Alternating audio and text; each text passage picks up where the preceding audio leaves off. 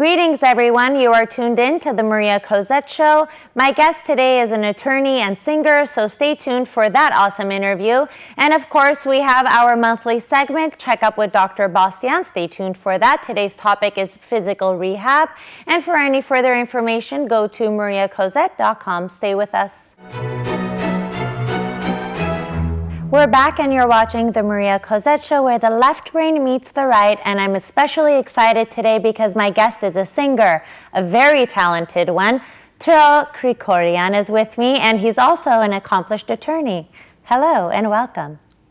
Thank you for having me. Of course, it's my pleasure. I'm very excited, again, because you're a singer. I've never had one on here. And for anyone that knows me, knows exactly how happy I am. But before we get to talking music, tell me about your educational and professional background as an attorney.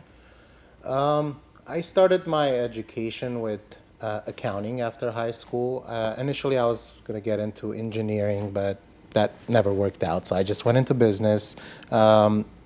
I got my accounting degree, and then eventually I got my master's in business administration. I got my MBA. I used to do a lot of marketing work, and I had my own business, and I used to do a lot of different things. And then I had actually enrolled in for my PhD program. I was thinking about doing my DBA, and then for some reason I decided to take my LSATs. Back in the day, and I said, let me just try this out. And I got my LSAT score, and I started going to law school, and I said, let's take the bar exam, and here I am. I became an attorney, and I mainly practice in the immigration law field. It's very challenging nowadays if you're following the news, but it's very rewarding, and I like it. Nice, good. It's always important to love what you do, so that's the most important part to keep you going. And so have you found that creativity has a role in practicing law? Absolutely. I think depending on the area of law that you choose, I do a lot of court appearances, so I think like the creativity comes in when you go into the court and you try to argue. And even when you're writing something like a motion or something, the way you argue the motion, you have to be very creative. I mean, if you're a judge or a government attorney that's reading that motion, you have to be like, okay, I get a kick out of this guy. Let me grant his case or something. So that's the creativity aspect of it. But everyday life, you have to be creative. At the office, at home, it doesn't even matter what kind of like law you do or what kind of work you do. You have to be creative just living your life. Otherwise, it'll be very boring. Wouldn't it? I know. So now let's talk music. My favorite thing. I recently found you, and I told you earlier that I'm very upset about that because I really just fell in love with your voice. It's so beautiful. It's so moving, and you really sing with your soul, So love it. And I'm so happy to have you here. And I want to ask you, when you first started singing, what inspired you to do so? I actually don't know what inspired me because I think I started singing at a very, very young age, obviously not professionally. I used to sing at church, at school. Every time there was an event, they used to invite me up as a little kid. Oh, Toro, go up you were born ready. So I used to sing as a kid, and then eventually when I moved to the United States, again, I would just like do nonprofit events here and there and just sing a song or two. I never took it as a professional career until recently. I would say maybe like 5 years ago when I was introduced to actually Ara Dabanjan, the director of Element Band, and we had some other projects together at the beginning. I've performed with them as well, with Element Band on multiple occasions. And then him and I had this chemistry from the beginning, and we started to do some acoustic performances, mainly patriotic performances, and eventually I think it sparked this relationship, and we started working together, going to different countries and performing, and we saw that it's actually people are happy with what we have to offer. It was something different that we wanted to introduce. So professionally, it's recent.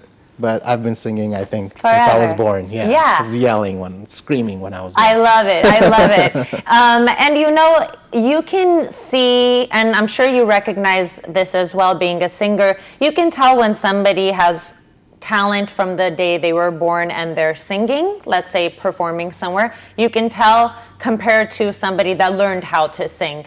And not to, not to say that they don't sing correctly, because they might sing correctly, but there's just a different spark about somebody that was born singing, you know? Absolutely, and I think it has to be a balance of both Right. because, and I'm not ashamed to say it, I didn't know how to sing when, even maybe 6, 7 years ago. I had no idea. I used to just sing just because. And then when I started doing actual vocal training and going Right. to school and learning music and learning how to play instruments, that's when I think it came to me and I started understanding how to breathe, how to like perform Right. properly. Nowadays, when I go and like I have an event, I perform for like sometimes 3 hours straight. Yeah, So- and you really have to sing correctly to endure that. Yeah. So I think it's a mixture of both, but you do have to have something in you, I guess, Yeah. in order to be that a bit special. Yeah, it's that little extra magic, Yes. you know, and you have it. Thank you. Yeah. And so you mentioned Ara Dabanjan. He's a friend of mine, incredibly talented. Everybody knows Ara, of course. And you were lucky enough to work with him. He produced all the music for your recent album, 14 songs to be exact. And I love that you cover Armenian folk and traditional songs. You've also written a few originals. So let's talk about your creative process as far as putting an album together, because it's not a joke, it's a tremendous amount of work. So how did that whole world look like for you and Ara? It was very challenging. It's very challenging, but again, it's a beautiful process. You've been through it. You know how hectic it could get, how difficult it could get. There's a lot that goes into like making an album Right. that a lot of people don't know. They're like, oh, 14 songs, oh, a piece of cake. I You just went there 14 times and sang, You're and like, you just put yeah. it together. Yeah, that's It's actually, totally what happened. It actually took me like I don't know exactly how long, but it probably close to a year, if not longer, Yeah. to make it. There were some songs on there that took a bit longer just because we had to work with different musicians.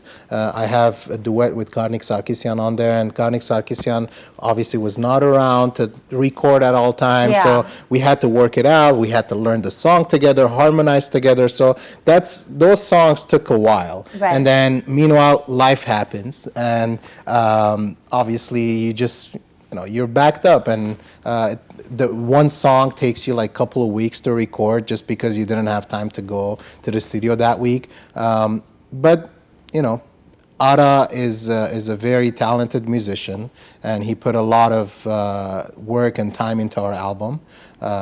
We worked on it together day and night, and obviously he has Element Band and other responsibilities as a musician, so it was hard for him to also do the time management and figure out how he's going to work on my album, Right. and we're going to produce it the right way at the right time. We could have done this much sooner, but we took our time because we wanted it to be perfect. Good, of course. Yeah. Yeah, it's like your baby. Yes. Yeah, which, by the way, congrats, because you're a father you. now. Thank Yeah, you. speaking of babies. Yes. So actually, I want my viewers to check out the music video. It's such a beautiful song, beautiful performance. It's Tro Krikorian and Karnik Sarkisyan with musical accompaniment by Ara Dabanjan. Enjoy.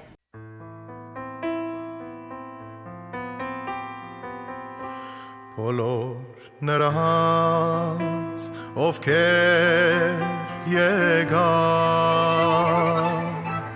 ու բարձրացան լեռներն ի վեր և քայլեցին ի վար ջամփեգով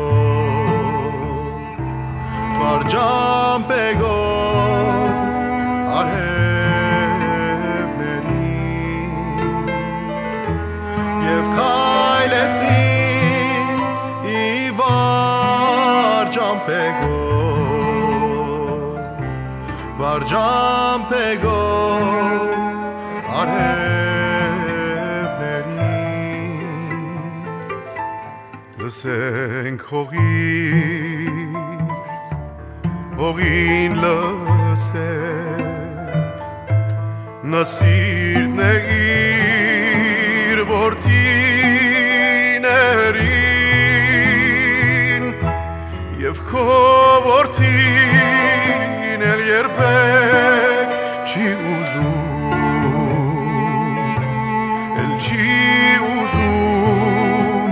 manal keri yev kovortin el yerbek chi uzum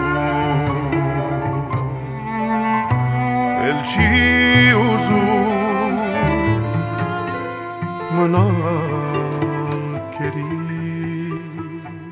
mer hayni kan mahanu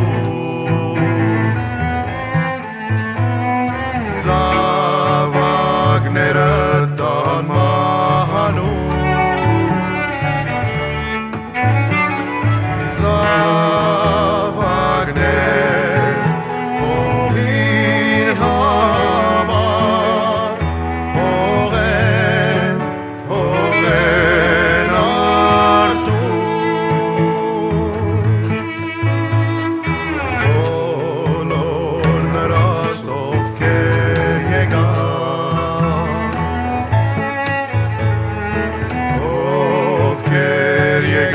terbidikan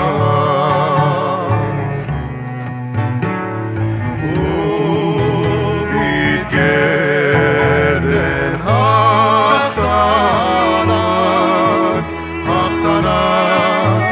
hayren aga hachtanak hayren aga.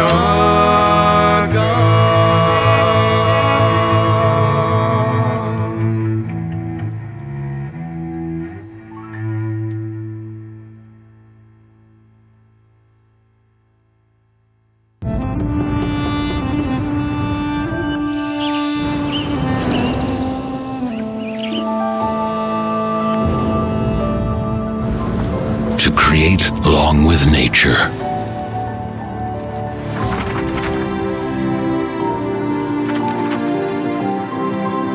To masterfully blend subtle flavors.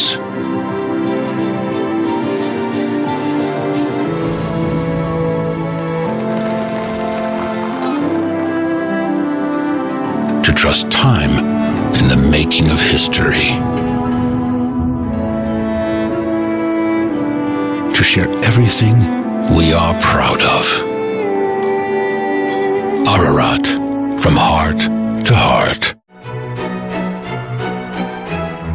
We're back. You're watching the Maria Cozette Show. I'm sure you enjoyed that music video. My guest is attorney and singer Tro Krikorian. So I wanted to ask you how music has impacted your life. How has it maybe nurtured your career? You know, what effect has it had on you?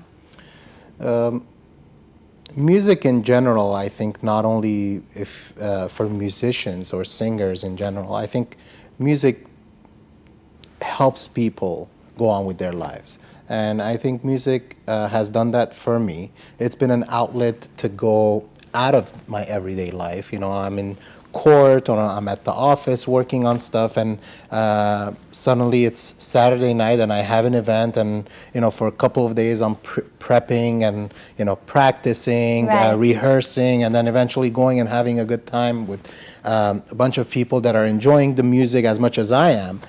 It's a lot of people think that musicians, maybe most do, they just sing because they're obligated to sing, but for me it's so much fun to sing, and the whole night when I'm singing somewhere, even if it's like just a couple of songs, I get so happy because it's something completely different than what I do every day. Right, I get it. So that's what I think it helps me out with personally, but I also believe that, as I mentioned earlier, music helps everybody to go through with their days. A lot of people, even at the office, they have Spotify open or they're listening to music. Right. It's not because they just need background, you know, noise in the, you know, while they're working. It's because it actually, it's like a soothing mechanism. It it helps them just do stuff better. Right. And I think music helps me do my work better. I even think I would go as far as saying it helps me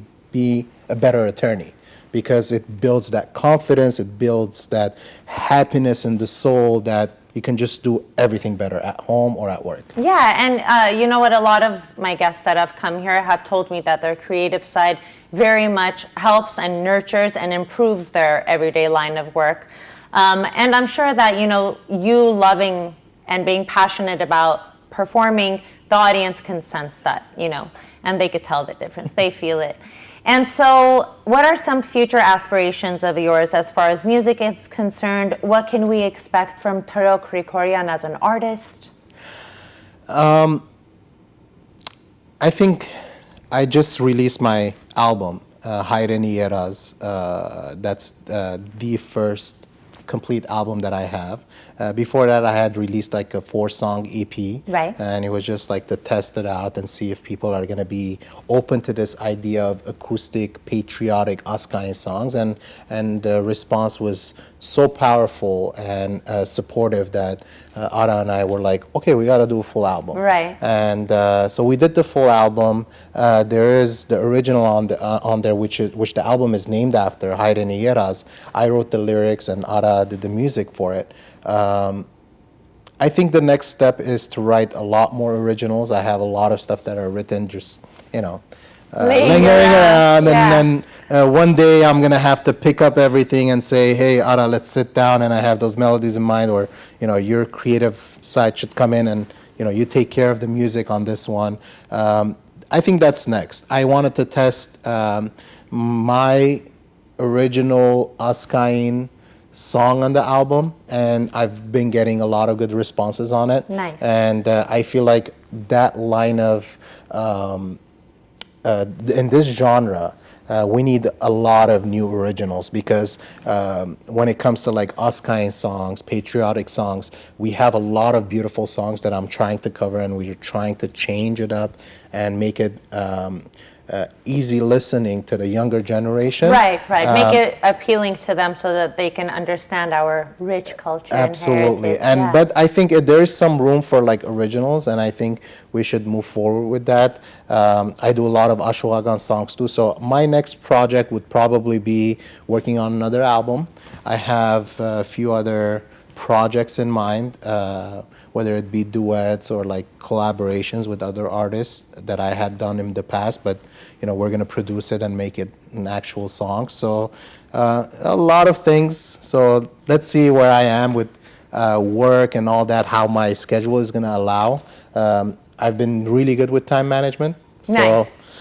moving forward, I think it's going to be another maybe couple of singles and then leading into an album. Wonderful. Hopefully in the next year or so. Yes, absolutely. Don't give up on it. And so, of course, everyone, you can find his music on all digital platforms. You know, stream it, purchase it, whatever you'd like.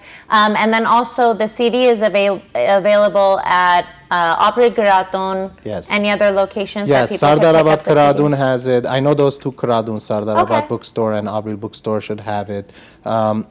I honestly don't know. There's like distributors that they take it Right, to right. a bunch of stores. So if you see my name out somewhere, you know, just pick it up and Pick try it up, yeah. And you actually gave me a copy. Thank you for that. It's very nicely packaged. I'm very detail-oriented about things like that because I'm an artist. So I look at that and I truly appreciate all the work you've put into your album. Well done. Congratulations on your Thank you. debut.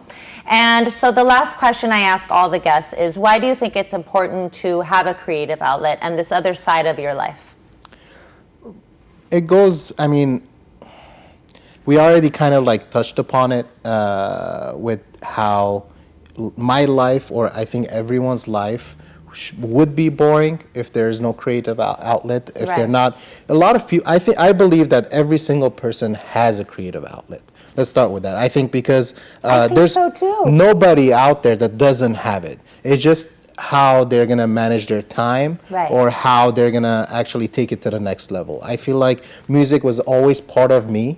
I've never taken it to the next level. And it was after like meeting Ara or like doing some concerts here and there. People pushed me. Other artists that I've collaborated with, they were like, "Yes, you got to move forward. You got to go do study music. You got to play instruments." And that's when I picked up the instrument. That's when I went and started doing vocal training, and I just worked on it. So I think your life again becomes much more enjoyable. Your life, I guess, you take your life to the next level, whether Right. it be at home, your daily life, or at work. Your creative outlet is there. Everybody has it. You just have to take it to the next level and give it the time that it deserves. Right. I believe that you are going to be a better person if you utilize it, and I think you are going to be good at everything else if you utilize the creative outlet, not only in that field, everything else that you do. Yeah, very well said. That's perfect. Thank you so much for stopping by my show. Thank you, Maria. Yeah, and I really look forward to all your new music. I'm going to bump your album in my car when I leave here. So thank you so much for coming on, and of course, stay tuned for more of the Maria Cozette Show. Ludwig van Beethoven was a German pianist and composer widely considered to be one of the greatest of all time.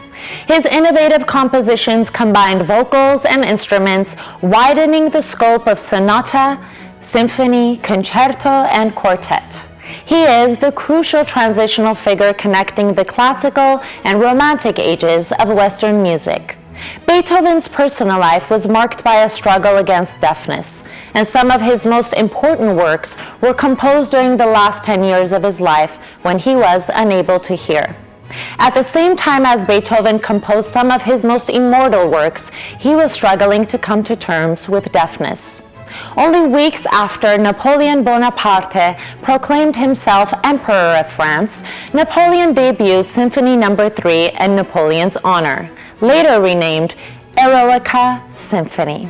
This was his grandest work to date because it was unlike anything heard before it. In fact, musicians could not figure out how to play it after weeks of rehearsal. One of Beethoven's best-known works among modern audiences is Symphony No. 5, known for its ominous first four notes.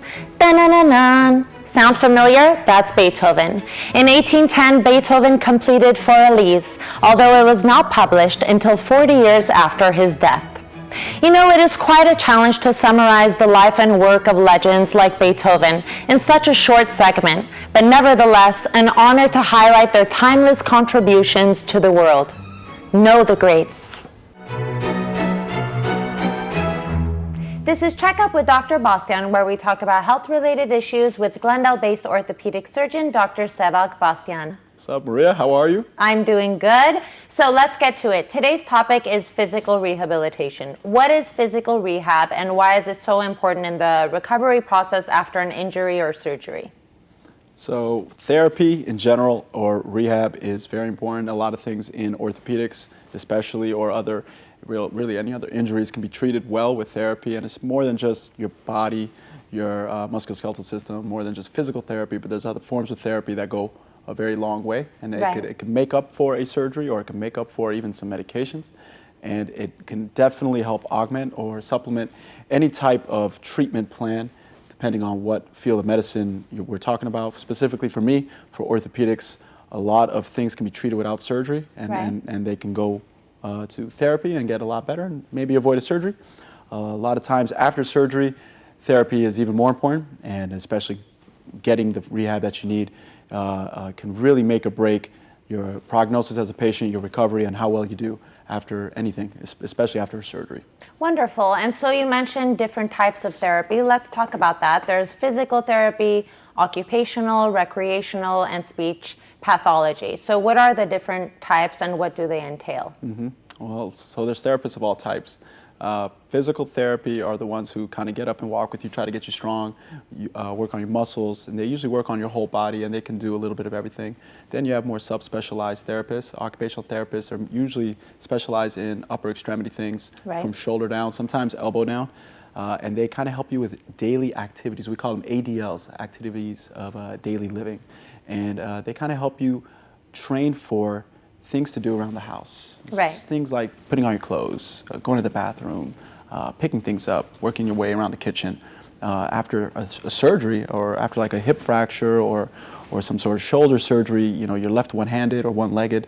And so these things, as simple as they sound, are huge for patients. And every few days when they can start doing those things again, it's a huge milestone. And the things they do with the therapist, just very key, goes a long way. Other therapy, speech therapy, very important for after stroke patients or people with some sort of disorder where they can't really communicate well or swallow well. That is also very key. What are the things that you consider when referring a patient to inpatient or outpatient? Unfortunately, a lot of times our hands are tied with insurances. So a lot of things in medicine are cool, and a lot of things that are not cool are because of insurance companies and compensations and the things that they kind of make as these weird cutoffs that we have to meet sometimes. It's unfortunate. It is, and it takes away some care sometimes. The two main facilities that people go to after surgery or after their stay in a hospital are acute rehab facility, or ARF, and a skilled nursing facility, or SNF.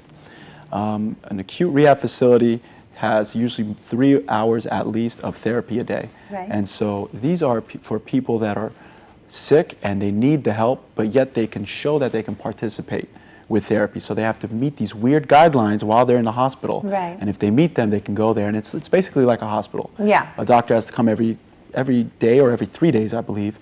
And they need a nurse to be there all the time. They have more strict kind of supervision. Whereas Right. a SNF, a doctor doesn't need to show up until once every like 30 days. They don't need as much attention, much supervision. A lot of patients who aren't that sick end up there, and they only get 5 hours of therapy a week. So for my patients, at least, if they're getting surgery, I want them to get the therapy they need. And sometimes outpatient or going home is actually better for them, because they can actually go to a physical therapy place and get the care they need, or they can do it at home, or they have good family to help take care of them, or they get home help. Right.